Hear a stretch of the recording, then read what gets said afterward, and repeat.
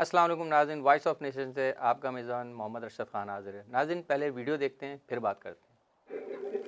और साथ में गलत नारे लगा रहा था। मैं कसमन कहता हूँ कि लम्हों की देर थी, अता सर उड़ चुका था, लेकिन बस अल्लाह ने करम किया। आइंदा ये कर ले, असेंबली में इस तरह गलत कलमात निकाले तो इंशाअल्लाह फिर ये उड़नछू नहीं होगा, ढींचू होगा।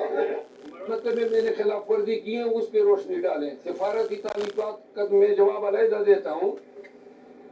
आप कौन सी बात कह रहे हैं कि मैं नहीं सुनता हूँ, या आप इल्जाम तराशी कर रहे हैं?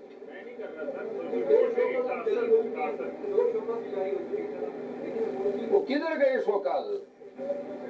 नहीं, असेंबली में तो मसाइल हल नहीं होते हैं। असेंबली में तो मसाइल पैदा होते हैं। ये मसला असेंबली में पैदा हुआ है। ये जो अजनबी लोग एमएनए बन के बैठे हैं, असेंबली जो है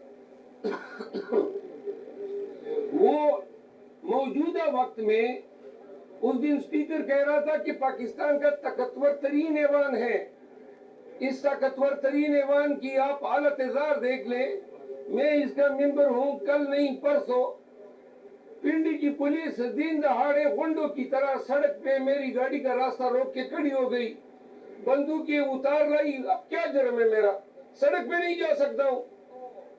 यानी कि आप सोचे ना। और फिर जब मैं निकलने लगा तो गाड़ी को टक्कर भी मार दी। हजरात, जब कोई जुल्म करता है ना, तो जालिम के आगे कोई नरमी से बात नहीं करता है। पाकिस्तानियों ने, सब ने, अगर 9 मई के बाद जुल्म और जबर के खिलाफ आंखें निकाल के खड़े हो जाते तो ये खौफ की फिजा कभी फैलती ही नहीं। पूरी कौम को बीमार कर दिया इस खौफ ने। पूरी कौम को इन्होंने जो है डर और खौफ में मुब्तला करके नफ्सियाती मरीज बना दिया है।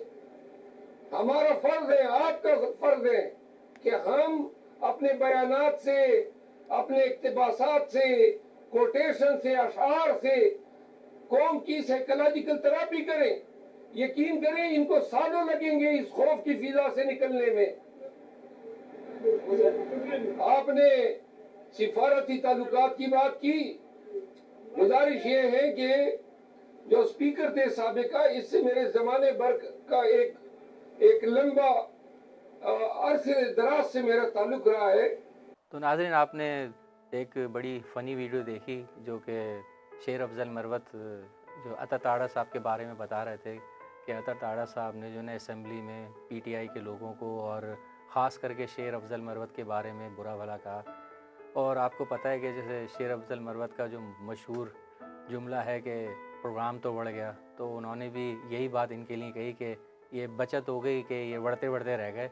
उन्होंने कहा कि आइंदा ये ऐसी हरकत करेगा तो असेंबली में उड़नछू हो जाएगा। और उन्होंने फिर ये भी कहा कि मैं गाड़ी लेके बाहर जाता हूँ तो ये लोग मेरी गाड़ी पे टक्कर मारते हैं और मुझे गिरफ़्तार करने की कोशिश करते हैं।